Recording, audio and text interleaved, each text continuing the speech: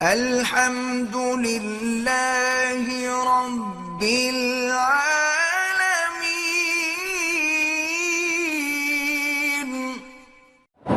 جیسے حضرت کعب ابن مالک کے وہ 3 صحابی ہیں نا جو جنگ تبوک میں پیچھے رہ گئے تھے، جن کے ساتھ اللہ کے پیغمبر نے حکم دے دیا تھا بالکل مقاطعہ کا کہ بائیکاٹ کریں، ان سے کوئی بات بھی نہ کریں۔ تو اب حضرت کعب کہتے ہیں کہ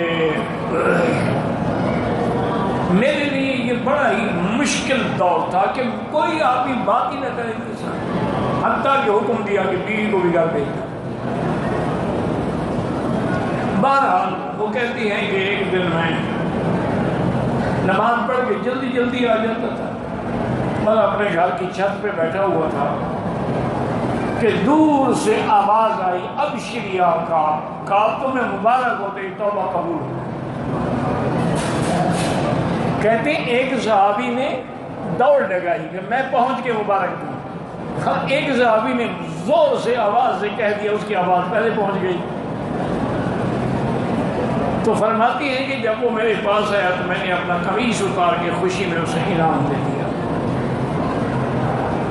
تو اس لیے مسئلہ یہ ثابت ہوا کہ اگر کسی کو اس کی کسی نیکی پر، کسی خوشی پر انعام دیا جائے تو جائز، جیسے گھوڑ دوڑ ہے، ریس ہے، دوڑنے جیتنے والے کو انعام دیا جائے یہ جائز ہے۔ دونوں طرف سے شرط لگانا جو ہے وہ حرام ہے۔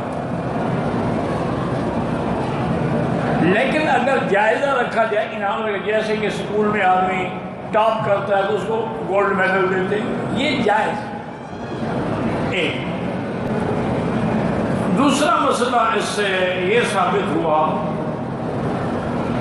کہ خواب کی تعبیر جو ہے وہ ضروری نہیں ہوتا کہ فوراً ہو، کبھی خواب کی تعبیر فوراً ہو جاتی ہے۔ رات کو آپ نے خواب دیکھا، صبح ظاہر ہو گیا۔ جیسے بی بی عائشہ فرماتی ہیں کہ وحی آنے سے پہلے سرکار دو عالم خواب دیکھتے تھے، اور آپ کے خواب ایسے ہوتے تھے کہ صبح کو جیسے سورج نکلا ہوا ایسے واضح ہو جاتے تھے، جو دیکھا سامنے آ گیا۔ اور کبھی یہ ہوتا ہے کہ خواب کی تعبیر مدتوں کے بعد ظاہر ہوتی ہے۔